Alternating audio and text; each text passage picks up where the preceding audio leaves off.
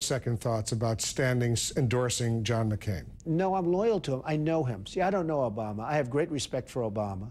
I have great respect. And from the job, really the job he's done, to come from nowhere and to be running for president and to be leading in the polls. And I have great respect for Joe Biden. So, you know, it's not that, but I just don't know them.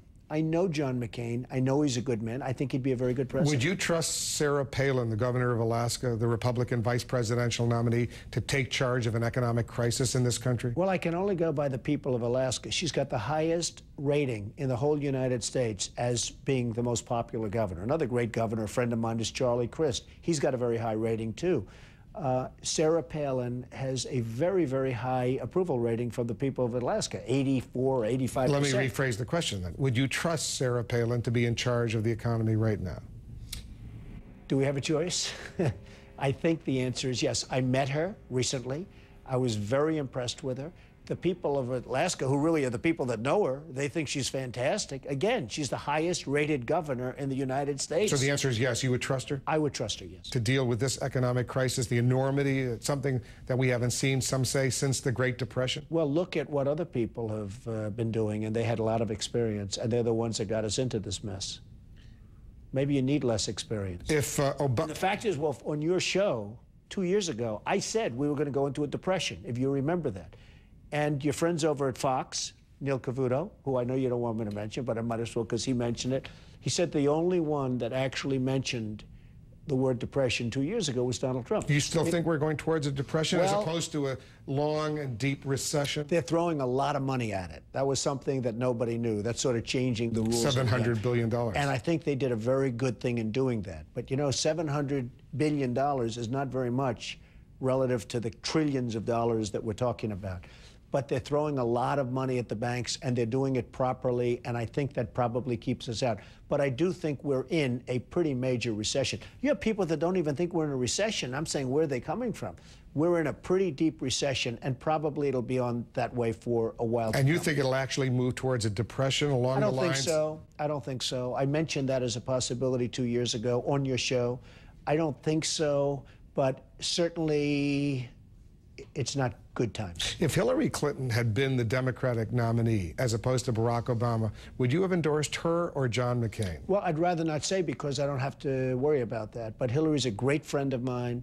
Her husband is a great friend of mine. They're fantastic people. I mean, you know, the thing, they get a bad knock. She's a very nice woman. People think tough, and I guess she's tough, but she's a very nice woman, and he's a very nice guy. We know all about the smarts and how smart they are, and all, but they are good people. At the debate tonight, would it be smart for John McCain to raise the issue of William Ayers, the 1960s weather underground radical? Would that be a smart strategy on his point? I really don't know. I think it's better if he keeps it really positive and talks about what he's going to do for the economy, what he's going to do about the war, what he's going to do with OPEC and oil prices, because ultimately it's going to be about OPEC. Oil prices are going down right now. Well, they're going down, but they're still at numbers that, other than for the last 6 months, they're the highest in the history of the world. You know, at $78 is... So you want him to take the high road. Do you think that's better, that's more genuine for John McCain as opposed to doing a little bit more attacking? Well, I think William Ayers has been aired out quite a bit already. I think people are hearing about it, and it's a long time ago. And I would rather see him talk about the economy, talk about the war, talk about OPEC, and what you're going to do to get the oil prices down. I know down. you'll like John McCain, but is there anything specifically about Barack Obama you don't like? I have great respect for Barack Obama. I don't know him well enough to say I like or don't like, but I have great respect for what he's done, from where he's come from in terms of this election. I mean, he was given no chance, and all of a sudden, he's the nominee, and he beat some very formidable people. I have great respect for him. You said you met Sarah Palin. Where did you meet her? I met her last night at the Grand Hyatt Hotel, which I built. Here in New York? In New York, and they were having a big fundraiser, a Republican fundraiser, and she was very impressive, and her husband was very impressive. I met them both last night. What was so impressive? I just think the demeanor, the stature, I was very impressed with both of them.